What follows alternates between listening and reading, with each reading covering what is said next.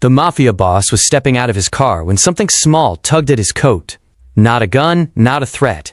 A vintage pocket watch. He looked down. A little boy stood in front of him, hair curly and dark, shoes scuffed, both hands shaking as he held the watch up like it was everything he owned.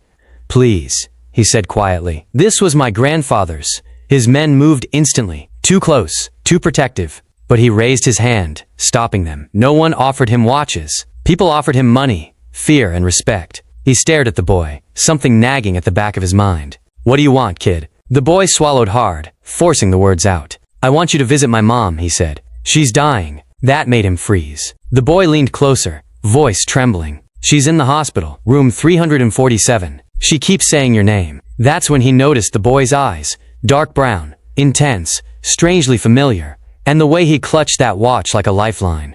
Marco Santoro slowly reached for the watch, not because he wanted it, but because whatever this boy was about to say was worth far more than gold. "Stay with me until the end, because what this mafia boss discovered in that hospital room would destroy everything he thought he knew about his life, and give him the only thing he never knew he needed."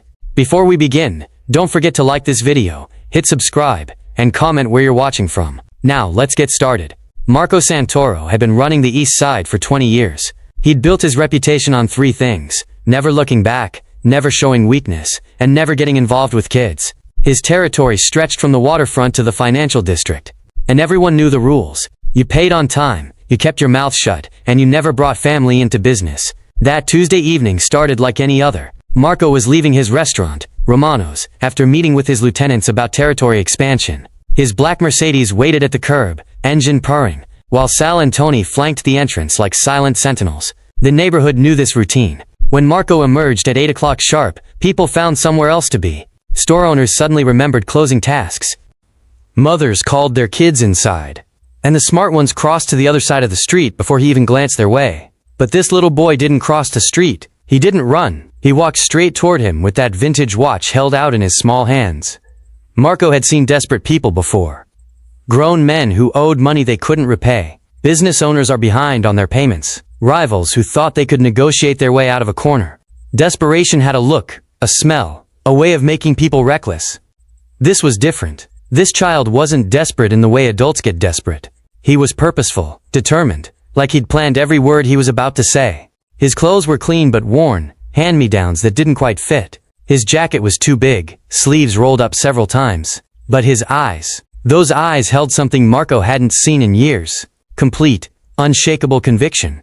"What's your name?" he asked, his voice rougher than he intended. His men shifted nervously behind him, hands instinctively moving toward their weapons. They'd never seen their boss stop for anyone like this, let alone a kid. "Daniel," the boy whispered. "Daniel Rossi. Daniel Rossi." Marco repeated the name slowly, feeling something twist in his chest. The last name meant nothing to him, but something about this boy. "How old are you, Daniel?" 8. His voice got quieter, but he didn't step back. "I'll be 9 in November." Marco glanced at Sal, who gave a barely perceptible shake of his head. In their world, children meant complications. Children meant questions, attention from law enforcement, problems that couldn't be solved with money or muscle. Smart criminals avoided kids entirely. "Where are your parents, Daniel?" Marco asked, trying to keep his tone neutral. That's when he saw it. Not tears, but something worse, a kind of resigned sadness that no 8-year-old should carry. "My mom is in the hospital," Daniel said carefully, like he'd practiced this conversation. "St. Michael's, room 347. She's really sick." Marco felt the air shift around him. His men were getting restless, scanning the street for threats, wondering why their boss was wasting time with a kid. "And your father?" The boy's jaw tightened. "I don't have one. Never did." "But Mom." He stopped, swallowed hard, tried again. "Mom keeps saying a name, over and over. Even when she's sleeping." Marco's pulse quickened. Something was wrong here. Something that made his instincts scream at him to pay attention. "What name?" he asked quietly. Daniel looked up at him, those dark brown eyes meeting his directly. "Marco," the boy said. "She keeps saying Marco." The street seemed to tilt. The sounds of the city faded to white noise. Marco stared at this child, really looked at him for the first time. The bone structure, the eyes, the way he stood with his shoulders back, despite being terrified. "What's your mother's name?" Marco heard himself ask, though his voice sounded distant, like it belonged to someone else. "Elena," Daniel said. "Elena Rossi." The world stopped. Elena. 20 years. 20 years since he'd heard that name, since he'd let himself think about her. 20 years since he'd made the biggest mistake of his life and walked away from the only woman he'd ever loved. His hands were shaking. Marco Santoro, the man who'd stared down rival bosses and dirty cops without flinching, was shaking, because a child had just said a name he'd buried so deep, he'd almost convinced himself it never mattered. "The watch," Marco said hoarsely. "Where did you get that watch?" Daniel held it out, and Marco saw the engraving on the back, worn but still visible. MS plus ER Forever, 2005. His watch, the one he'd given Elena as a promise. The one he'd left behind with everything else good in his life. "Mom kept it," Daniel said simply. "She gave it to me on my birthday. She said when I was ready, I should find the man who gave it to her. She said he loved her once. Past tense, like it was ancient history. Like he hadn't spent 20 years trying to forget her, and failing, every single day. She's dying," Daniel continued, his voice cracking now. "The doctors say maybe a few weeks. She's scared, and she keeps saying your name. I looked you up. I know who you are. I know what people say about you." The boy straightened his shoulders. "I'm not asking for money. I'm not asking you to save her. The doctors say it's too late for that. I'm just asking you to visit her. One time, 1 hour. That's all." Marco couldn't speak, couldn't breathe. His mind was racing through calculations, timelines and possibilities that made his blood run cold. 20 years ago. Elena. A son she never told him about. Or, no. The boy said he's 8, not 20. Unless. "Daniel," Marco said slowly, carefully, like he was defusing a bomb. "When's your birthday?" "November 15th, the boy answered. "Why?" Marco did the math. "November. 9 months after he left. 9 months after the last time he saw Elena. The last time they... Oh God. This wasn't just any child asking for a favor. This boy with his eyes, with Elena's smile, with that watch he'd given her as a promise. This boy standing in front of him, offering the symbol of everything he'd thrown away. "Boss?" Tony's voice cut through his paralysis. "You okay? You need us to handle this?" "Handle this. Handle his son." His son. The words screamed through Marco's mind like a siren. Marco looked at Daniel, really looked at him, and saw himself at 8 years old. Before the streets hardened him. Before he chose power over love. Before he became the man who could walk away from Elena Rossi and convince himself it was the right choice. "No," Marco said quietly. "I'll handle this myself." He reached out, and Daniel placed the watch in his palm. It was warm from the boy's hands, the metal worn smooth in places from being held so many times. Marco closed his fist around it. "St. Michael's Hospital," he said. "Room 347. Daniel nodded eagerly. "She's there all the time now. They moved her from home 2 weeks ago. I'm staying with Mrs. Chen from the flower shop, but I visit every day after school. Every day." This 8-year-old was handling hospital visits, strange living arrangements, his mother's dying, all of it, alone. "I need to see her," Marco said, more to himself than to Daniel. "When?" the boy asked, hoping for an answer. Marco checked his watch, not the one he was holding, the expensive Rolex on his wrist that meant nothing. "Now," he said. "I need to see her right now." Daniel's face lit up like Christmas morning. "Really? You'll come? Get in the car," Marco said, already moving toward the Mercedes. His men exchanged confused glances, but they knew better than to question him. As they drove towards St. Michael's Hospital, Marco sat in the back seat with this boy, this son, who didn't know the truth yet. Daniel chattered nervously about his mom, about school, about everything and nothing, the way scared children do when they're trying to fill the silence. Marco barely heard him. He was too busy staring at the watch in his hand, at the promise he'd broken, and wondering what he was going to say when he walked into room 347 and came face to face with Elena Rossi after 20 years. The woman he'd loved, the woman he'd abandoned, the woman who'd apparently carried his child alone because he'd been too much of a coward to choose love over power. "Mr. Santoro." Daniel's voice pulled him back. "Yeah, kid? Are you scared?" Marco looked at this boy, his son, and answered with the first honest thing he'd said in years. "Terrified." 20 years ago, 4 o'clock to 7 o'clock, the choice that haunts. Marco stared out the car window, watching the city blur past, but he wasn't seeing any of it. He was seeing 2005. He was 25 years old, working 2 jobs, one legitimate at a construction company, one not so legitimate collecting debts for his uncle's crew. And he was in love with a girl who made him believe he could be something more than what the streets had planned for him. Elena Rossi was everything Marco wasn't supposed to want. She was an art student at the community college, always covered in paint, always smiling, always seeing the good in people even when it wasn't there. She'd walked into the diner where he sometimes grabbed coffee, ordered tea and a muffin, then proceeded to sketch the entire room on a napkin. When Marco asked what she was drawing, she'd looked up with those hazel eyes and said, "Possibilities." He'd been lost ever since. For 6 months, she was his escape. While his uncle's business got darker, more violent, more illegal, more dangerous, Elena was light. She talked about opening her own gallery someday, about traveling to Paris, about a future that didn't involve looking over your shoulder, or wondering which friend might betray you for a better deal. "Come with me," she'd say, curled up in his tiny apartment on Sunday mornings. "We could leave, start over somewhere new. You could work construction legitimately. I could teach art. We could be normal people, Marco." Normal people. The words haunted him, because he wanted it so badly he could taste it. But then Monday would come. His uncle would call. There'd be a collection to make, a message to send, a problem to solve. And the money, God, the money was good, better than good. In one night of work for his uncle, Marco could make what took 2 weeks at the construction site. "You got potential, Marco," his uncle would say, cigar smoke curling around his words. "Real potential, but you gotta choose. You can't have a foot in both worlds. Either you're in, all the way, or you walk away. But if you walk away from me, you walk away from all of it. No protection, no connection, no safety net." The implied threat was clear. Walk away and you're on your own in a city that doesn't forget. That February night, his uncle made it official.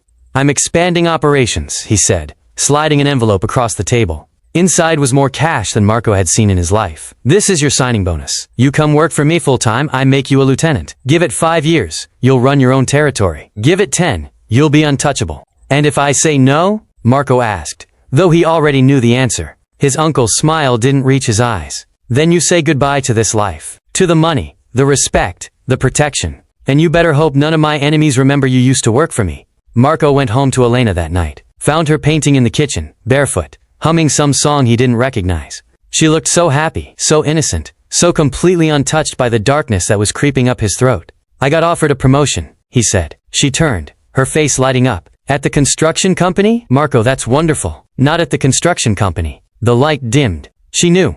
Of course she knew. She'd always known what he was involved in, even when he tried to hide it. "Marco, no. Tell me you said no." "It's good money, Elena. Real money. We could get a better apartment. You could quit your second job, focus on your art. I don't want money from that." Her voice cracked. "I want you. The real you. Not the version of you that comes home at 3 a.m. with someone else's blood on his knuckles. I can protect you, provide for you. I don't need protection. I need a partner.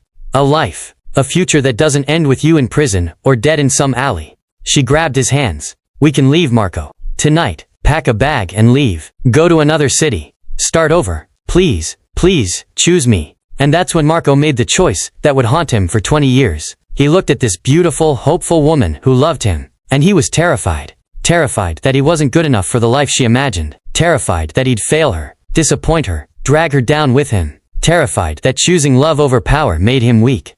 "I can't," he whispered. "I can't be nobody, Elena. I can't be just some guy working construction, barely making rent. That's not enough." "I would be enough," she said, tears streaming down her face. "We would be enough." But Marco was already pulling away, already putting on the armor he'd wear for the next 2 decades. "You'll thank me one day," he said, hating himself with every word. "You'll find some nice guy, an accountant, or a teacher, someone good, someone better than me, and you'll have the life you deserve." "Marco, don't do this. Please don't do this." He walked toward the door. Every step felt like drowning. Behind him, he could hear her crying, begging him to stay, to choose her, to choose them. He kept walking, down the stairs, out to the street, into the car his uncle had sent to pick him up. He never looked back, not once. Because if he looked back, he'd see what he was losing, and he might not have the strength to keep walking. For 20 years, Marco told himself he'd made the right choice. He built his empire, expanded his territory, made his uncle's operation look like a corner store by comparison. He became the man everyone feared, and he convinced himself that fear was the same as respect. He convinced himself that power was better than love. He convinced himself that Elena Rossi had moved on, married some nice accountant, had kids, forgot all about the kid from the streets who wasn't worth her time. Mr. Santoro. Daniel's voice yanked him back to the present. They were pulling up to St. Michael's Hospital. "We're here." Marco looked at the boy, his son, God help him, and realized Elena hadn't moved on. She'd been raising their child alone. For 8 years. Because Marco had chosen wrong. Yeah, Marco said, his voice rough. "We're here. Room 347. 7 o'clock to 11 o'clock. The door he can't unopened." St. Michael's Hospital smelled like antiseptic and hopelessness.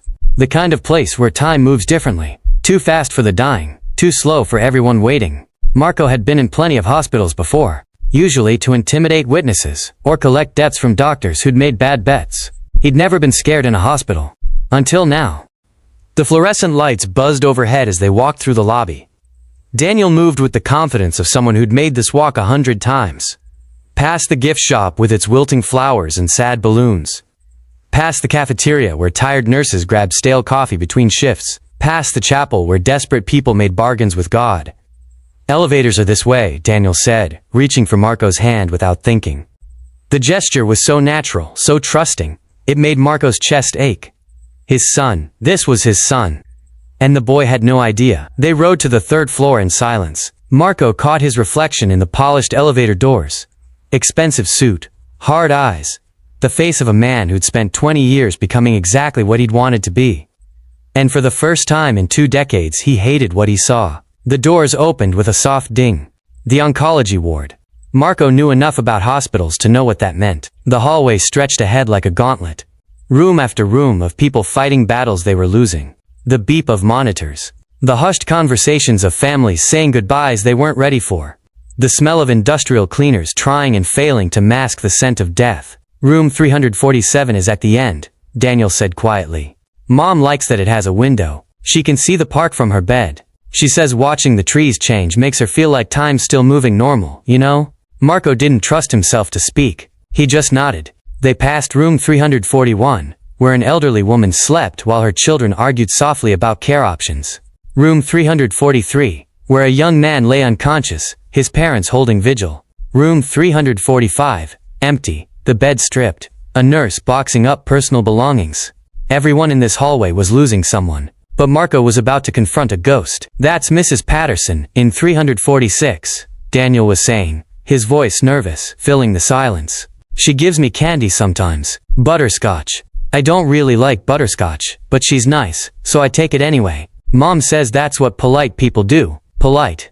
Elena had raised their son to be polite, to be kind, to be everything Marco had stopped being. They stopped outside room 347. The door was slightly ajar. Marco could see the edge of a hospital bed, hear the soft beep of monitors, see the flicker of a TV playing with the sound off. "She's probably sleeping," Daniel said, glancing up at Marco. "She sleeps a lot now. The medicine makes her tired. But I can wake her up. She'll want to see you." "Will she?" Marco wondered. "After what I did to her? After walking away and never looking back? Mr. Santoro?" Daniel's voice was uncertain now. "Are you okay? You look kind of pale." "I'm fine," Marco lied. "Just, give me a second." He put his hand on the doorframe, steadying himself. On the other side of this door was Elena. The woman he'd loved more than anything. The woman he'd abandoned, because he was too much of a coward to choose her. The woman who'd been raising his child alone for 8 years. "Are you scared?" Daniel asked. It was the same question he'd asked in the car. Marco looked down at the boy and answered honestly again. "Terrified." "Me too," Daniel admitted. "Every time I come here I'm scared. Scared she'll be worse. Scared she won't wake up. Scared I'll walk in, and she'll be..." He didn't finish. He didn't have to. "But Mom says the bravest thing you can do is walk through the door even when you're scared. She says courage isn't not being afraid. It's being afraid and doing it anyway." Elena had always been the brave one. While Marco chose the safe path, the predictable violence of criminal enterprise, Elena chose art, love, hope, all the dangerous things that required real courage. "She's right," Marco said. "Your mom's usually right." Daniel smiled a little. "Yeah, she is." He reached out and took Marco's hand again. "Come on. We'll go in together. It's easier that way. Together." This 8-year-old boy who didn't know Marco was his father was offering to walk him through the hardest door he'd ever face. For all his power, all his money, all his carefully constructed empire, Marco needed an 8-year-old to teach him courage. They pushed through the door together. The room was small, sterile. A single window showed the park Daniel had mentioned, trees bare in the February cold. The TV played some daytime show with the captions on. Medical equipment beeped and hummed, tracking vitals, dispensing medications, fighting a losing battle against the inevitable. And in the bed, frail and pale, and so much smaller than he remembered, was Elena. 20 years fell away. Marco's carefully constructed armor shattered.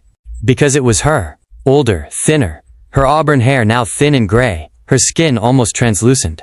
But it was her. Those same hazel eyes. That same small dimple when she smiled. Though she wasn't smiling now. She was sleeping, her chest rising and falling in shallow breaths, oxygen cannula in her nose, IV line in her arm. "Mom," Daniel said softly, moving to the bedside. "Mom, I brought someone." Elena's eyes fluttered open, took a moment to focus. She saw Daniel first, and her whole face softened with love so pure, it hurt to witness. "Danny," she whispered, her voice hoarse. "My sweet boy." Then her eyes shifted past Daniel. Saw Marco. Froze. For a long moment, they just stared at each other. 20 years of silence. 20 years of grief.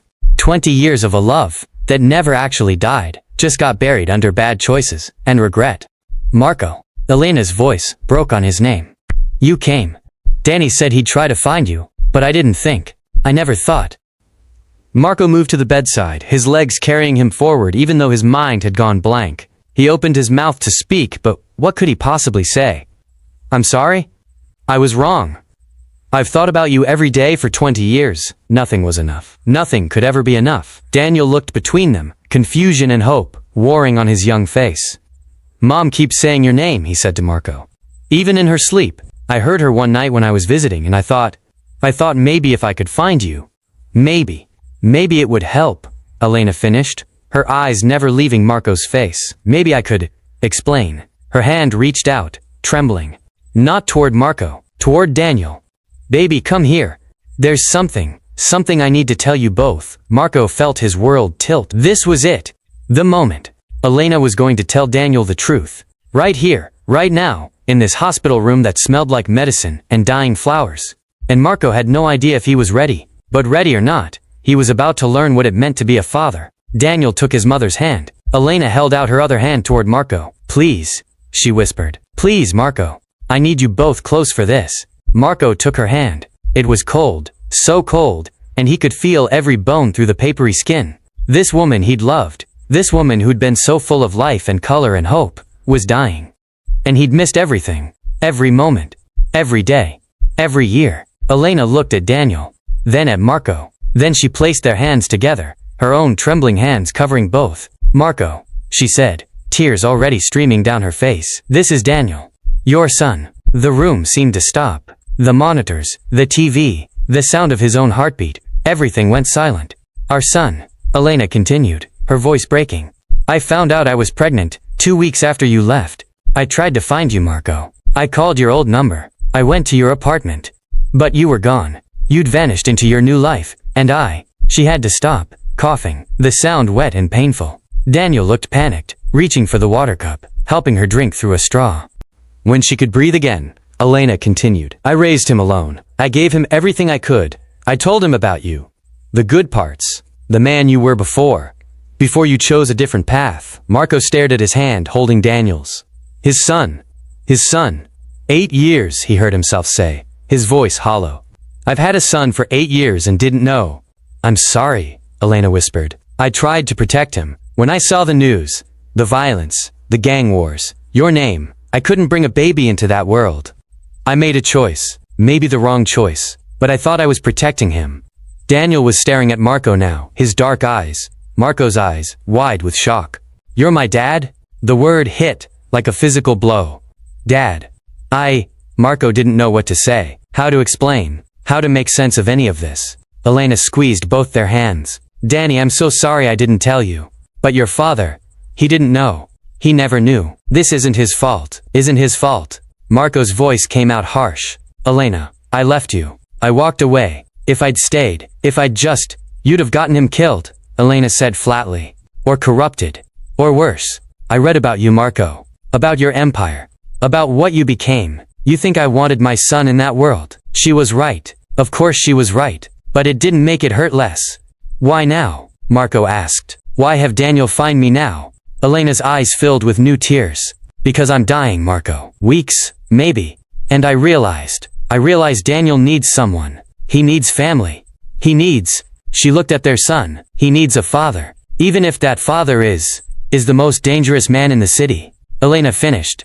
Yes, because that dangerous man is also the boy I fell in love with. The one who held stray cats in the rain. Who paid for Mrs. Chen's surgery without telling anyone. Who read poetry when he thought no one was watching. Marco felt something crack inside him. That boy died a long time ago. No, Elena said firmly, using strength she clearly didn't have. He just got buried. And maybe it's time for him to come back. She looked at Daniel. Baby, I know this is a lot, but this man, your father, he's here. And I need you both to promise me something. Anything, Daniel said immediately. Anything, Mom. Elena looked at Marco. Promise me you'll give him a different life than the one you chose. Promise me he'll never become what you became. The request hung in the air like a sentence. Like a challenge. Like the only thing that mattered. Marco looked at his son. This brave, polite, terrified 8-year-old who'd walked up to a mafia boss and asked him to visit his dying mother. And he knew what he had to do. What he should have done 20 years ago. I promise, Marco said. On everything I am, I promise. Chapter 4. The Revelation, 11 o'clock to 1500. The truth that shatters everything. The silence in room 347 felt heavy enough to crush. Marco stood there, hands still joined with Daniel's through Elena's trembling fingers, trying to process words that made no sense. Your son. Our son. 8 years. He looked at Daniel, really looked at him now, and saw it everywhere. The dark eyes he saw in the mirror every morning. The stubborn set of the jaw. The way the boy stood with his shoulders back even when he was terrified. The same defensive posture Marco had learned on the streets. How had he not seen it immediately? I don't understand, Daniel said quietly, his voice small. What does she mean, you're my father? Marco's throat closed up. He'd intimidated witnesses, negotiated with rival families, ordered operations that affected hundreds of people. But he couldn't find words to explain this to an 8-year-old boy who'd just learned his entire life was different than he thought. Danny, Elena said gently, though speaking clearly cost her. You know how you've asked about your dad? About why he wasn't here? Daniel nodded, his eyes getting wet. You said he had to go away, that he was doing important things, that it wasn't my fault he wasn't here. That was all true, Elena said. But I didn't tell you the whole truth.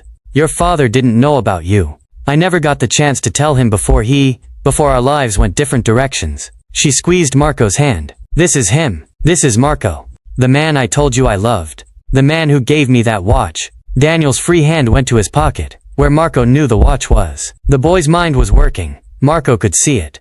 Calculating, processing, trying to make the pieces fit. So Daniel looked at Marco. You're really my dad? Yeah, kid, Marco said, his voice rough.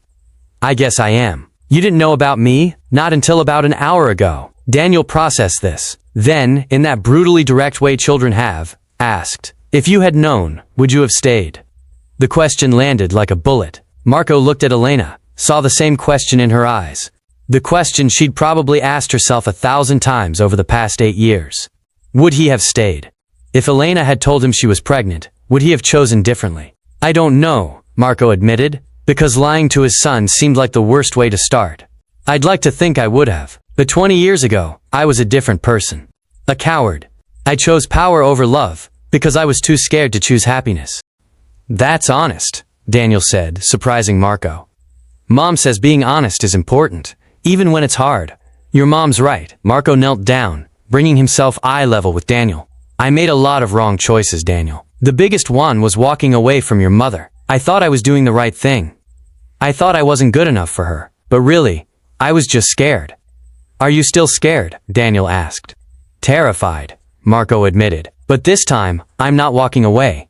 Elena made a sound, half laugh, half sob. 20 years later, and you finally learned courage. Better late than never, Marco offered weakly. Much too late, Elena said, but there was no anger in it. Just sadness. Just acceptance of how things were. But you're here now. That's what matters. She looked at Daniel. Baby, I know this is a lot. You must have questions. 1,000,000, Daniel admitted. But mostly, he looked at Marco. Do you want to be my dad? Like, really be my dad? Not just because mom asked you to, but because you want to. The question hit Marco harder than any punch he'd ever taken. Do you want to be my dad? How did you answer that? How did you explain to an 8-year-old that you'd just discovered he existed? That your entire world had tilted on its axis? That every certainty you'd built your life on had crumbled in the space of an hour. Daniel, Marco said carefully, I've spent 20 years building an empire, making money, gaining power, becoming someone people fear. And in 1 hour, you've shown me that all of it, every dollar, every bit of power, every piece of my reputation, none of it matters as much as this moment right here. That's not an answer, Daniel said with his mother's directness. Marco smiled despite everything. You're right. It's not. He took a breath. Yes, I want to be your dad. I don't know how yet. I don't know what that looks like, or how to do it right. But yes, absolutely yes. Daniel nodded slowly, processing. Then, can I hug you? Marco's eyes stung. Yeah, kid, you can hug me. Daniel stepped into his arms, and Marco held his son for the first time. The boy was small, all sharp elbows and knobby knees, and he smelled like hospital soap and something sweet. Maybe the butterscotch from Mrs. Patterson. Marco had held a lot of things in his life. Guns, money, power. Nothing had ever felt as important as this 8-year-old boy trusting him with a hug. Okay, Daniel said, pulling back. Okay, this is weird, but it's good weird, I think. He looked at his mother. Is this good weird, Mom? The best weird, Elena assured him, tears streaming down her face. The very best weird. Then she started coughing again, deep, rattling coughs that shook her whole frame. Daniel immediately reached for the water, helping her drink, adjusting her pillows with the practiced ease of someone who'd done this 100 times. Marco watched his 8-year-old son care for his dying mother, and felt something fundamental shift inside him. How long have you been sick? Marco asked when Elena could breathe again. Really sick? 6 months, Elena said. But I've had symptoms for over a year. By the time they found it, she didn't finish. Didn't need to. I can pay for treatment, Marco said immediately. Specialists, clinical trials, whatever it takes. It's too late for that, Elena cut him off gently. Stage 4 pancreatic cancer. It's spread everywhere. The doctors are keeping me comfortable. That's all they can do. There has to be something. Marco, stop. Elena's voice was firm despite its weakness. I've made my peace with this. I need you to make peace with it too. Because I don't have time for denial. I need you to hear what I'm saying. Marco forced himself to stop planning, fixing, controlling.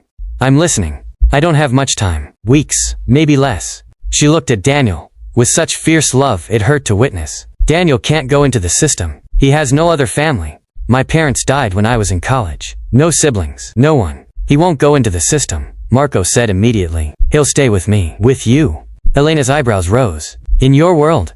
With your enemies. Your business associates. The constant danger. I'll handle it. I'll protect him. How? Elena demanded, showing fire Marco hadn't seen in years. How will you protect him from your enemies? From rivals who'd love to use him as leverage. From police who'd love to turn him against you. From the life itself. Marco opened his mouth. Closed it. She was right. His world was poison. Bringing Daniel into it would be like painting a target on the boy's back. Then I'll leave, Marco heard himself say. What? Elena's eyes went wide. I'll leave. The business. The territory. All of it. I'll get Daniel somewhere safe. Witness protection. New identities. Whatever it takes. I'll walk away from everything. You built that empire for 20 years, Elena said softly. You really think you can just walk away? I walked away from you, Marco said. That was the biggest mistake of my life. I'm not making that mistake with our son. He looked at Daniel. If it's a choice between my empire and my kid, there's no choice. Not anymore. Daniel was staring at him with something like awe. You'd give up everything? For me? In a heartbeat, Marco said, and meant it. You're my son. Nothing is more important than that. Elena was crying again, silent tears that dripped onto her hospital gown. 20 years too late, Marco Santoro finally figures out what matters. Better late than never, Marco repeated. This time, Elena nodded. Better late than never. She reached out with both hands, gathering Marco and Daniel close. Promise me, she whispered. Promise me, you'll give him a different life. Promise me he'll go to college, have a normal job, meet a nice person, have a family of his own. Promise me he'll never have to choose between love and power. Because you'll teach him that love is power. I promise, Marco said. On everything I am, on everything I'll never be again, I promise. And promise me, Elena continued, looking at Daniel now, that you'll be good for your father. That you'll give him a chance, even when it's hard. Even when you're angry at me for not telling you sooner. Even when you wish things were different. Promise me you'll let him love you. I promise, Mom, Daniel said, his voice thick with tears. I promise. Elena leaned back against her pillows, exhausted from the conversation. Good, she whispered. Good. Now I can rest. Mom. Daniel's voice cracked. Are you okay? I'm perfect, baby, Elena said, though her eyes were already closing. For the first time in 20 years, everything is perfect. And then she was asleep, her breathing shallow but steady, leaving Marco and Daniel standing there, hands still joined, staring at each other across a chasm of missed years and impossible futures. So, Daniel said after a long moment. What do we do now? Marco looked at his son, and realized he had no idea. But for the first time in 20 years, the not knowing didn't scare him. I guess, he said slowly, we figure it out together. The reckoning, 1500 to 1900, everything he sacrificed for nothing. Marco stood outside room 347, phone pressed to his ear, while Daniel sat inside with his sleeping mother. The hospital corridor felt different now, less like a gauntlet, more like a countdown clock. Every second ticking away was a second less with Elena. A second less for Daniel to have his mother. A second less to figure out how to be a father. Polly, Marco said when his lieutenant answered. I need you to listen carefully, and I need you not to ask questions. Boss, what's wrong? You sound... No questions, Polly.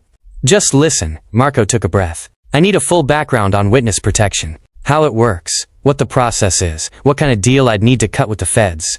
And I need it tonight. Silence on the other end. Then, boss, witness protection is for rats. For people who testify against the families. You're talking about... I said no questions. Marco cut him off. But yes, that's exactly what I'm talking about. Marco. Polly dropped the formality, which he only did when things were serious. You can't be considering this. 20 years we've built this organization. You walk away now, testify. You'll have every family from here to Chicago looking for you. I know. They'll kill you. They can try. They'll go after everyone you ever cared about. Your mother, your cousins. Hell, they'll burn down the restaurant just to make a point. Then make sure everyone I care about is protected, Marco said. Set up trusts. Anonymous accounts. Enough money that they never have to worry. And enough distance that no one connects them to me. Why? Polly's voice cracked. Why would you throw everything away? What could possibly be worth? My son. The words hung in the air. Marco had never mentioned children. Never mentioned wanting a family. For 20 years, the organization was his family. Your what? My son, Marco repeated. I have an 8-year-old son I didn't know about. His mother is dying. And I'm not gonna let him grow up in this world. Another silence. Then, you're serious, dead serious. So get me that information. And Polly, this conversation never happened. Understood. But boss, Marco? Yeah, good luck. You're gonna need it. Marco hung up and leaned against the wall, suddenly exhausted. In the span of a few hours, his entire life had imploded. He discovered he had a son. The woman he'd loved for 20 years was dying. And he'd just set in motion the destruction of everything he'd built. The smart play would be to walk away, give Elena money for Daniel's care, set up a trust, make sure the kid was provided for, then go back to his life and pretend none of this had happened. That's what the Marco of this morning would have done. But he'd looked into Daniel's eyes and seen himself before the streets corrupted him. He'd held his son and felt something he'd thought died 20 years ago. Hope. The door to 347 opened. Daniel peeked out. She's still sleeping. I think the talking tired her out. That's okay, Marco said. She needs to rest. Can I ask you something? Daniel stepped fully into the hallway, closing the door softly behind him. Anything. Why did you really leave? Daniel asked. I know what Mom said. About you choosing a different life. But why? Did you not love her? How did you explain fear to a child? How did you tell your son that you'd been too much of a coward to choose happiness? I loved her more than I've ever loved anything, Marco said honestly. That was the problem. How is love a problem? Because, Marco said, sitting down on one of the uncomfortable hallway chairs, gesturing for Daniel to join him. Loving someone means you can lose them, means you can fail them, means you can let them down. So you left before that could happen. Daniel's voice held no judgment, just genuine curiosity. Yeah, I thought if I walked away first, if I chose the safe path, the predictable path, then I'd never have to face being not good enough. But you were good enough, Daniel said. Mom said you were. She kept your watch for 20 years. She gave it to me. She told me about you all the time. The good things. How you were kind. How you tried to help people. How you made her laugh. Marco felt his throat tighten. She said that. All the time. She said you just forgot who you were. That the world made you hard. But she never forgot the real you. Daniel looked at him seriously. I think she's been waiting for you to remember too. Out of the mouths of babes. This 8-year-old kid had just diagnosed 20 years of Marco's life, with more accuracy than any therapist could have. Your mom always was smarter than me, Marco said. She's smart about a lot of things, Daniel agreed.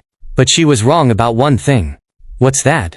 She said you were doing important things, that you were probably helping people. Daniel met Marco's eyes. But you're not, are you? People are scared of you. I could tell. The way they looked at you when we walked through the lobby. That's not helping people. That's hurting them. The truth from a child hit harder than any accusation from an adult. You're right, Marco admitted. I hurt a lot of people. I told myself I was protecting my territory, running my business. But really, I was just another bully taking what I wanted and calling it power. Can you stop? Daniel asked. Can you be different? I'm going to try, Marco said. For you. For your mom. For the man I should have been 20 years ago. Good, Daniel said, then added with heartbreaking seriousness. Because I don't want a scary dad. I just want a dad. Marco pulled Daniel into a hug, this strange, wonderful boy who'd appeared out of nowhere and turned his life inside out. You got it, kid. No more scary. Just, Dad. They sat like that for a while, Marco holding his son in a hospital hallway, listening to the beep of monitors and the soft conversations of other families facing their own reckonings. Marco? Daniel's voice was muffled against his shoulder. Yeah? What happens after? After Mom. He couldn't finish. After, Marco said carefully. You'll come live with me. We'll go somewhere new. Start over. New names. New city. New life. Will I have to change schools? Yeah, probably. Will I make new friends? Definitely. You're a good kid. People will like you. Will you be there? Like, really there? Not just sometimes? Every day, Marco promised. Breakfast, dinner, homework, soccer games, science projects, all of it.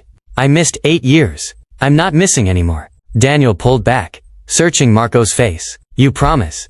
I promise.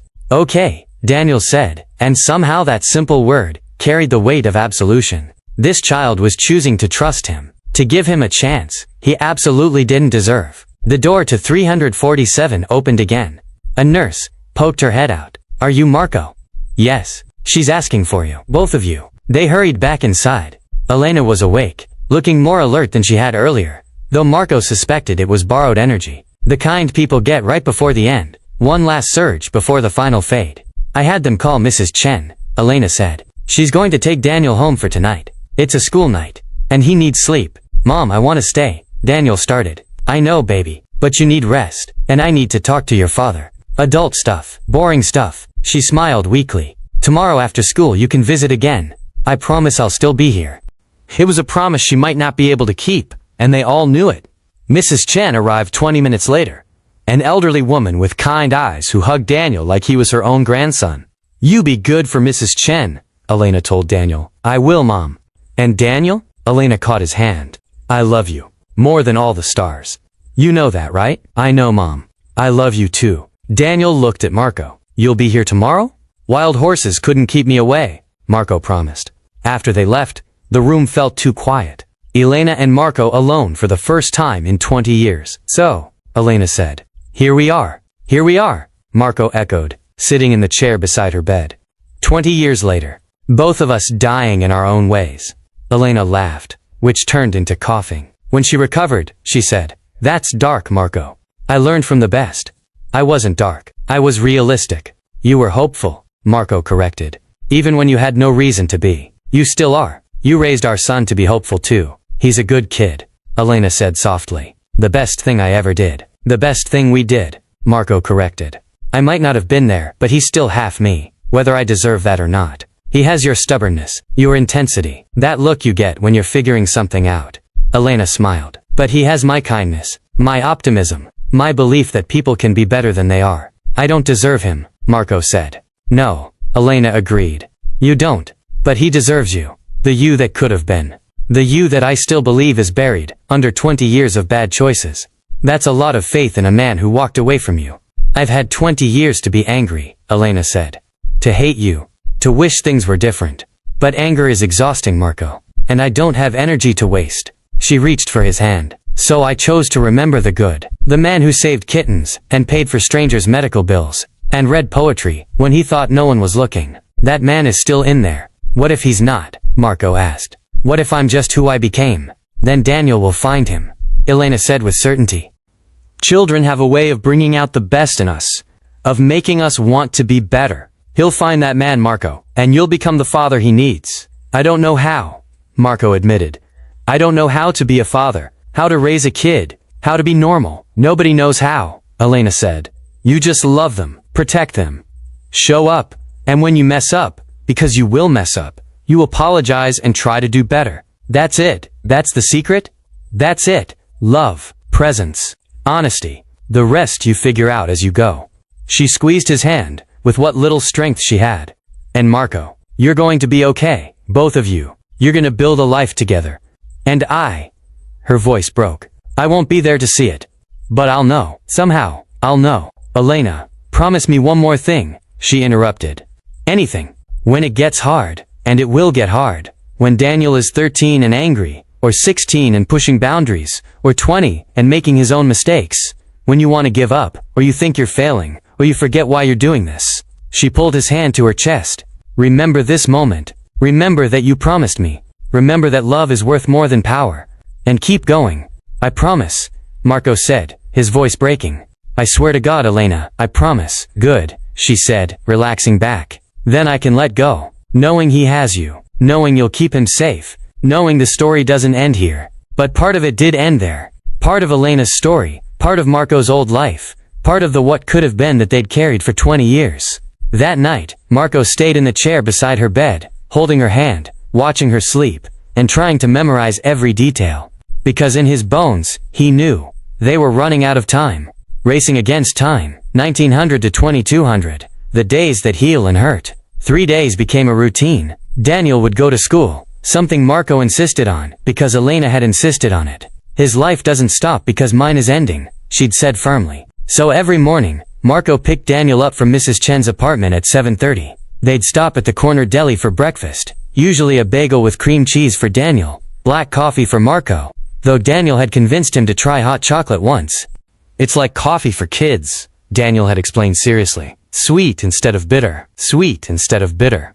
Maybe that was the difference between who Marco had been and who he needed to become. They'd drive to Madison Elementary, and Marco would watch Daniel disappear through the doors with his too big backpack and worn sneakers.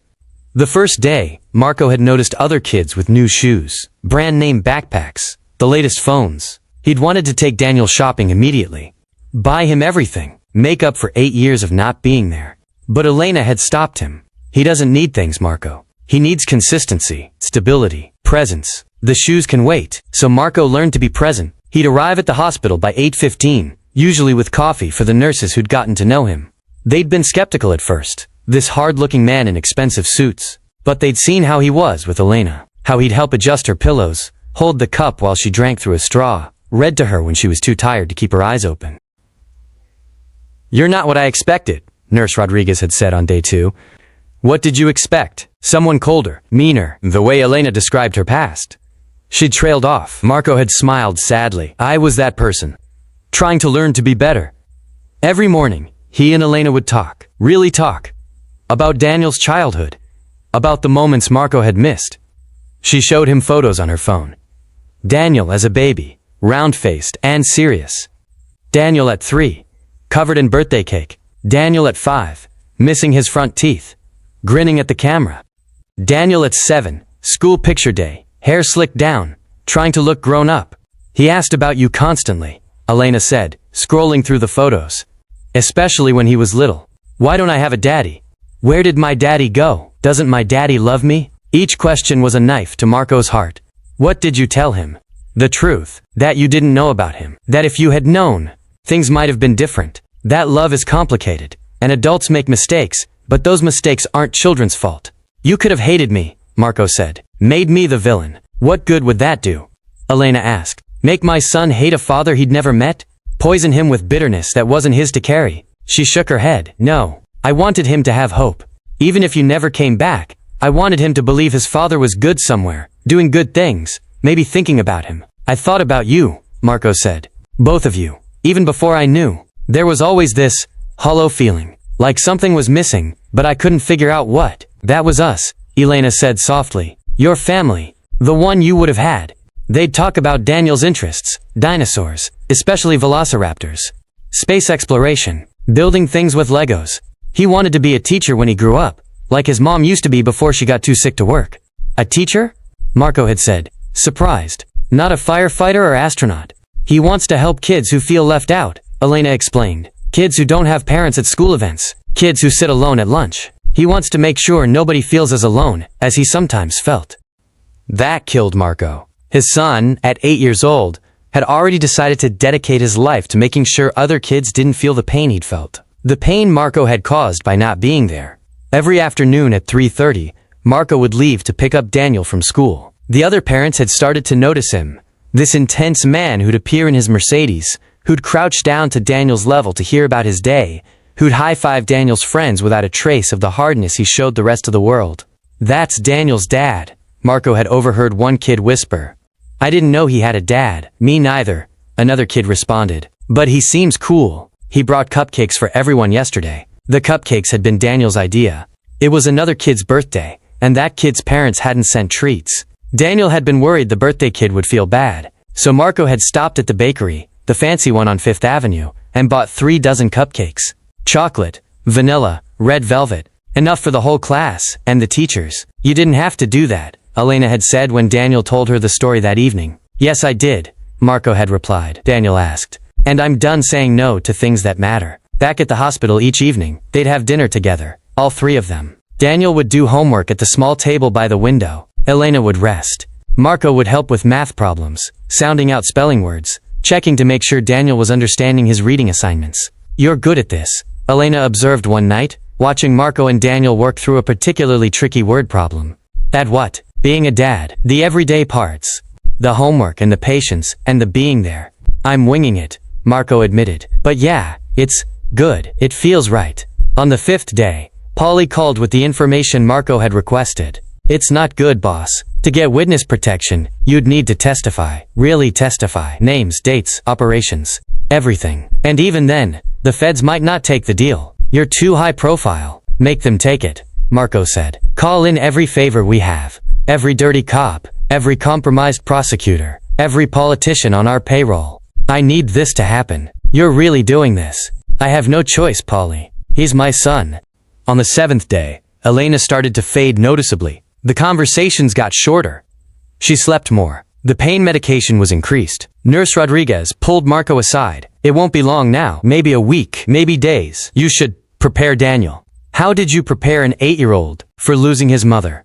The only parent he'd ever known? The person who'd been his whole world? That evening, after Daniel had fallen asleep in the chair by Elena's bed, Marco and Elena had their last real conversation.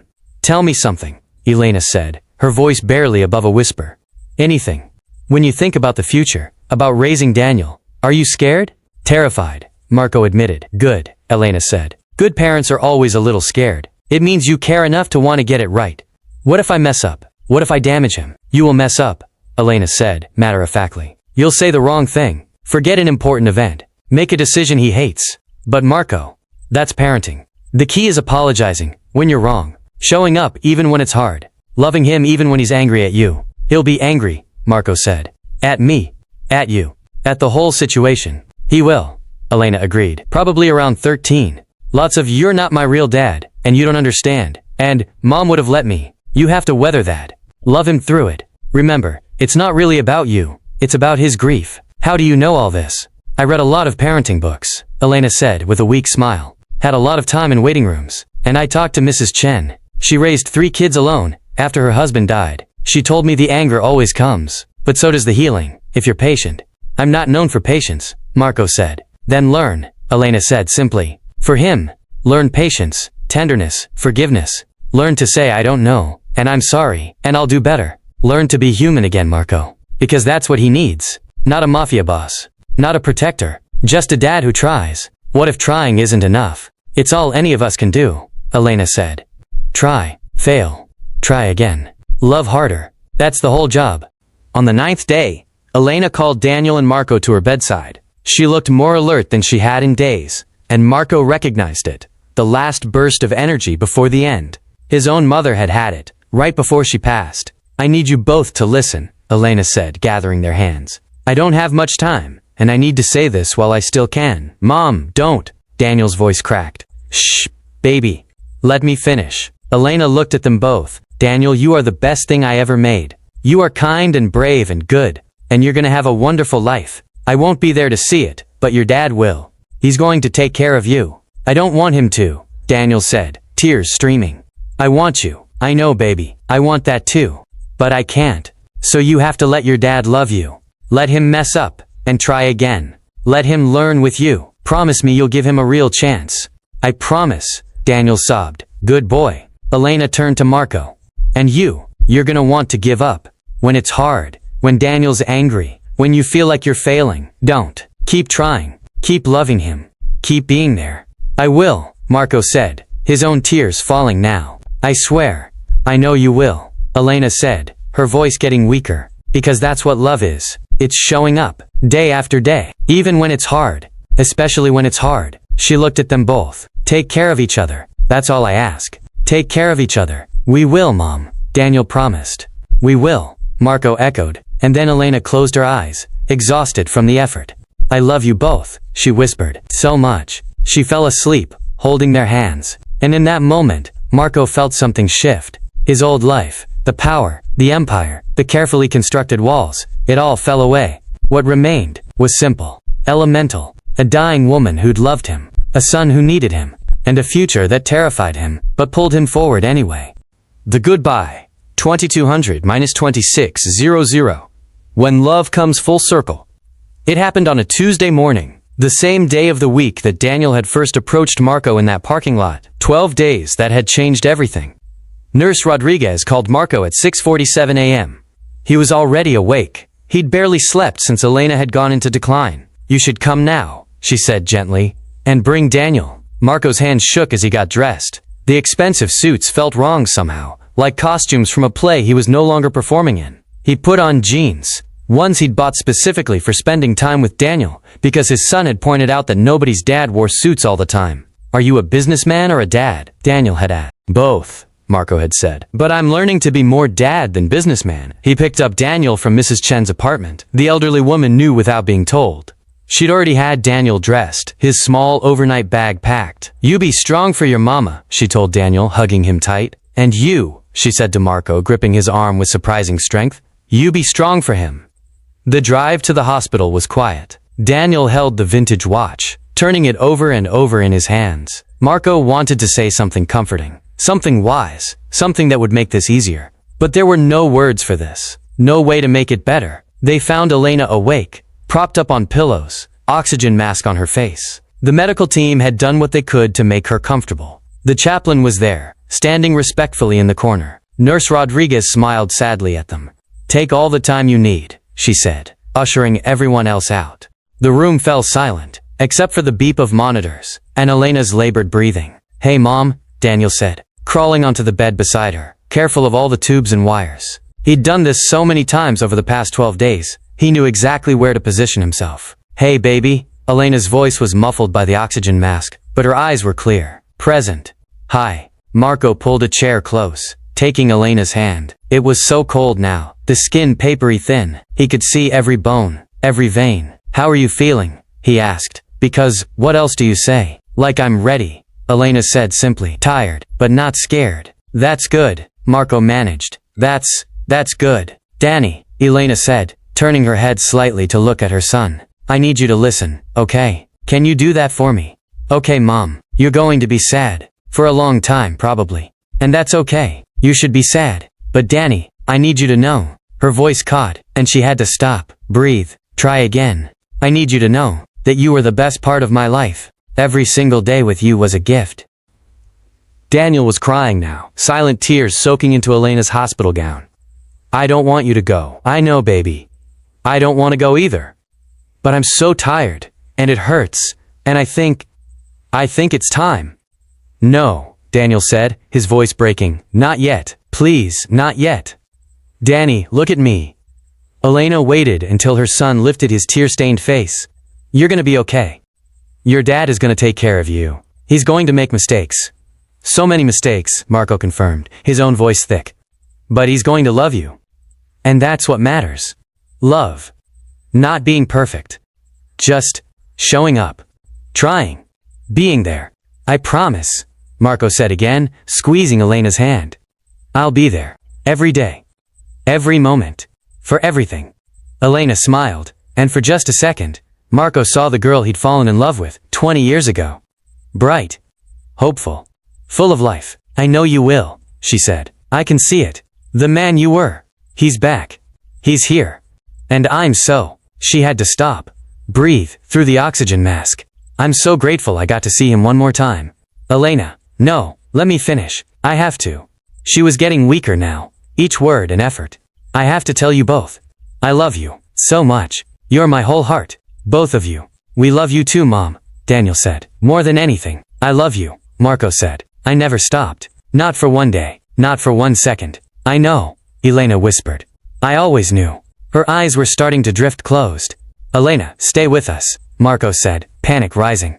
Just a little longer, please. Tired, she murmured. So tired. Then rest, Marco said, though the words tore him apart. You rest. We're here. We're not going anywhere.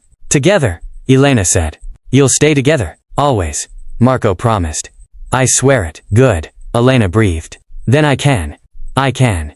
Her eyes closed. The beeping of the monitors changed pitch. Nurse Rodriguez slipped back into the room, checked the machines, and looked at Marco with sympathy. It won't be long now, she said softly. So they sat there. Daniel is on the bed, holding his mother's hand.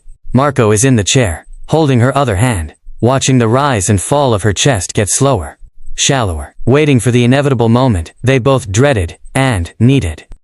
Tell me a story, Dad, Daniel said suddenly. What? Mom always told me stories when I was scared. Tell me a story. Marco's mind went blank. Then, once upon a time, there was a foolish man who thought power was more important than love.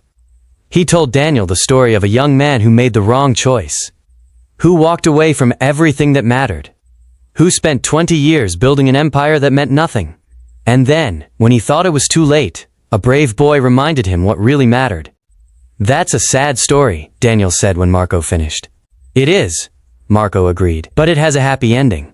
Because the foolish man learned. He chose differently. He chose love. And he got a son who was braver than he ever was. Is that story about us? Yeah, kid, it's about us. At 11:43 a.m., Elena's breathing changed, slowed. Each breath came further apart than the last. Nurse Rodriguez squeezed Marco's shoulder. It's time. You should say goodbye. Goodbye, Daniel whispered, his face pressed against his mother's side. I love you, Mama. Thank you for being my mom. Thank you for everything. Marco leaned in close, his lips near Elena's ear. Thank you for giving me a second chance. Thank you for our son. Thank you for seeing the good in me when I couldn't see it myself. I'll take care of him. I swear. With everything I am, I'll take care of him. Elena's chest rose one more time, fell, and didn't rise again.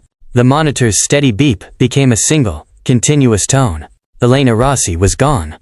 Thank you sobs were the only sound in the room. Marco pulled his son into his arms, holding him while he cried, feeling his own tears fall into Daniel's curly hair. She's gone, Daniel choked out. I know, buddy. I know. What do we do now? We keep going, Marco said, even though he had no idea how. We keep going, because that's what she asked us to do. Nurse Rodriguez turned off the monitor, the silence suddenly deafening. She gave them privacy, closing the door behind her. Marco and Daniel sat there for a long time, holding Elena's hands, saying their own private goodbyes. Eventually, they had to leave. There were forms to sign, arrangements to make, all the practical, horrible things that come after someone dies. As they walked down the hallway, the same hallway Marco had walked 12 days ago, terrified of what he'd find in room 347, Daniel stopped. Dad? Yeah, buddy? Are you going to leave too? The question hit Marco like a punch. No.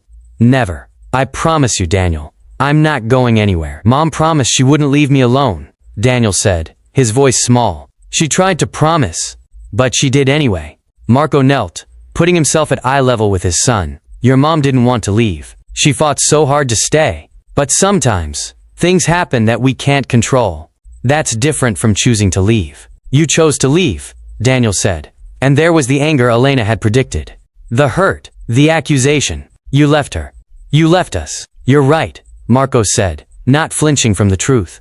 I did. And that was the biggest mistake of my life. But Daniel, I'm not making that mistake again.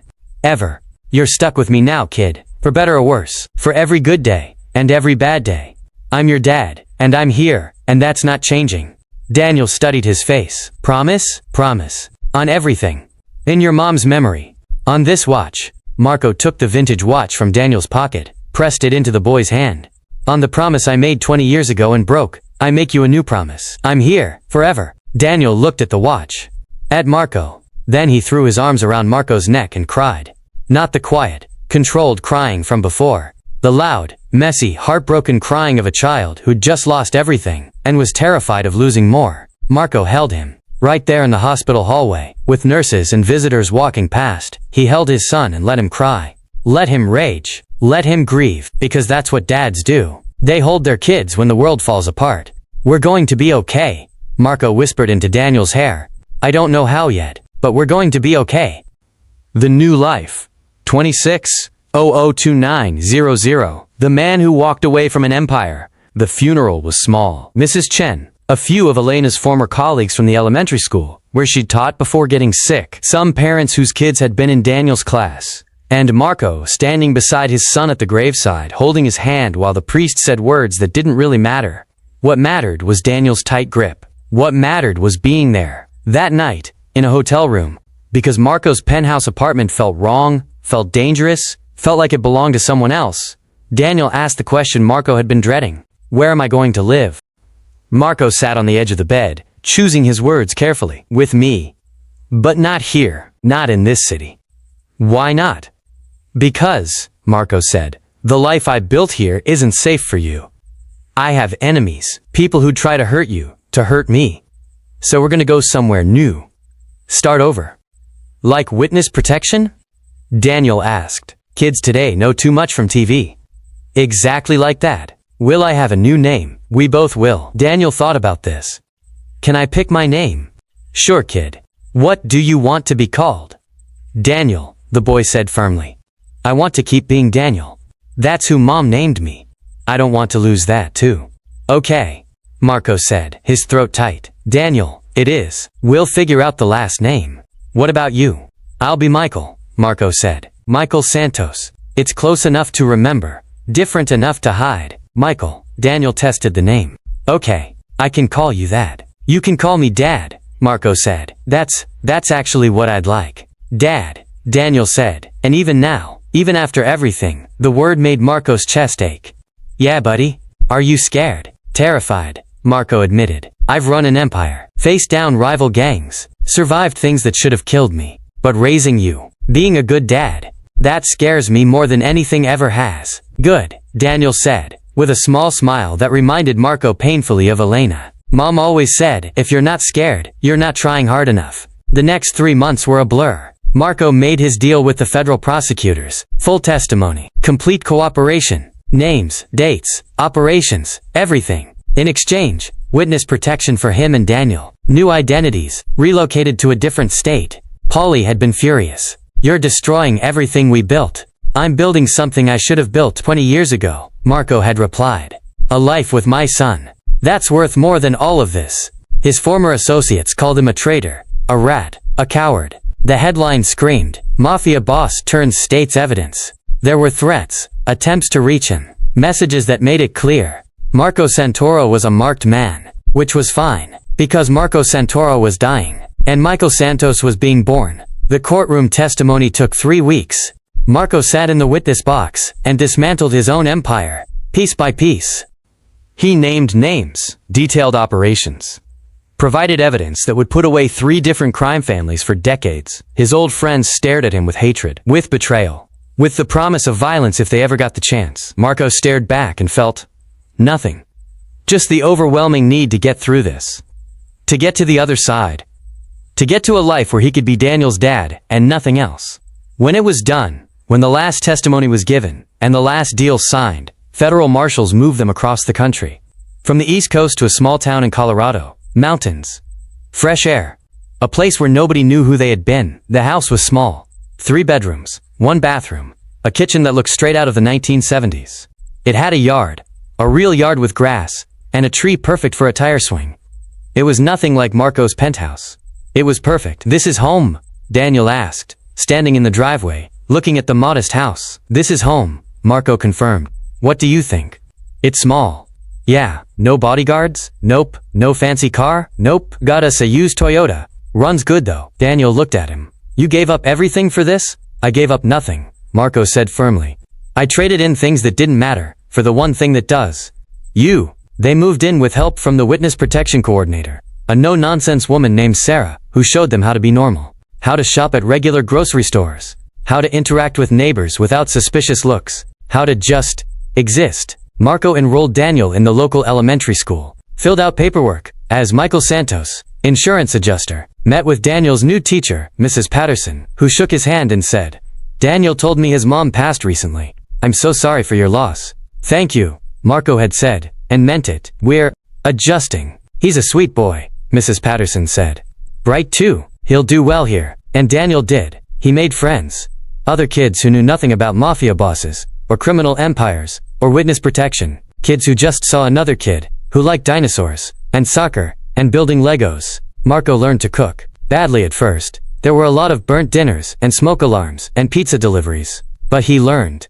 He learned to do laundry without turning everything pink. He learned to pack school lunches that didn't embarrass Daniel. He learned to check homework, attend parent-teacher conferences, and coach Daniel's soccer team even though he'd never played soccer in his life. You're doing great, Sarah told him during one of her check-ins. Most people in the program struggle more than you are. I have good motivation, Marco said, watching Daniel practice dribbling in the backyard. He's a good kid, Sarah observed. Thanks to his mother, Marco said. She did all the hard work. I'm just trying not to screw it up. You're doing more than that, Sarah said. You're being a father. That's harder than it looks. 6 months in, Marco took Daniel to Elena's grave. They'd had her buried in a cemetery near their old neighborhood before the move. It was a long drive, 8 hours, but Marco made it in one day, refusing to stop overnight.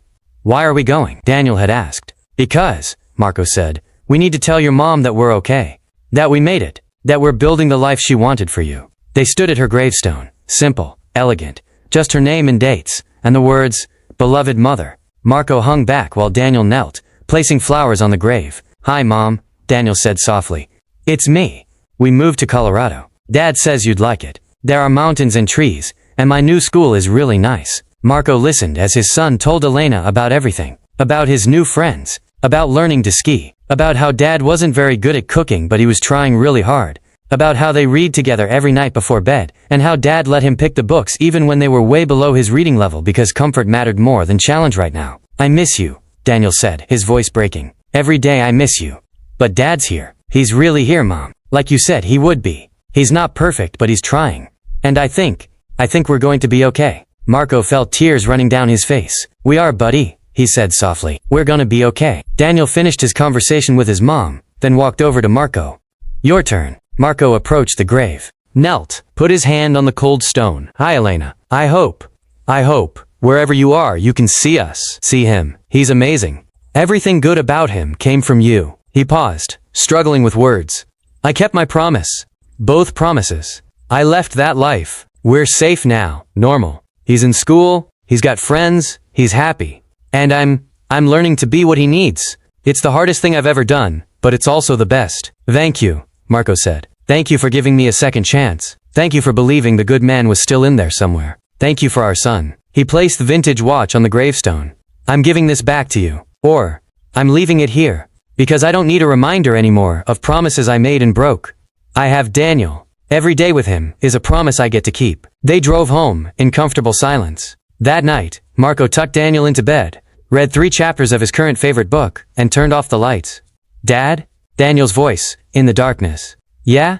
I'm glad it was you. That day, when I walked up to that man in the parking lot, I'm glad it was you. Marco's throat closed up. Me too, buddy. Best thing that ever happened to me. Do you miss it? Your old life. Every day, Marco admitted. But I'd miss you more. There's no comparison. Good answer, Daniel said sleepily. Mom would approve. You think?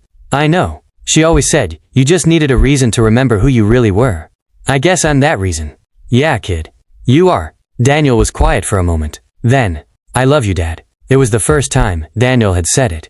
After 6 months, after everything, this was the first time. Marco sat on the edge of the bed, took his son's hand. I love you too, Daniel. More than I knew was possible. That's a lot, Daniel said. That's everything, Marco corrected. And it was. The legacy, 29-0030-00. The choice that saved everything. 10 years later, Marco sat in the audience of Mountain Ridge High School, wearing jeans and a button-down shirt, his hair now gray at the temples, looking like any other middle-aged dad at graduation. But he wasn't any other dad. He was the dad who'd walked away from everything to be here. The dad who'd chosen love over power. The dad who'd learned that real strength wasn't controlling an empire. It was showing up for your kids' soccer games, learning to cook without setting off the smoke detector, and saying, "I'm sorry," when you messed up. Michael Santos? The woman next to him said. She was one of the other parents, someone he'd gotten to know over the years of PTA meetings and class fundraisers. Your son's valedictorian. You must be so proud. Beyond proud, Marco said honestly. He's everything. On the stage, Daniel, now 18, taller than Marco, with his mother's smile in his father's eyes, stood at the podium. He'd been nervous about this speech all week, practicing it in his room, asking Marco to listen and give feedback.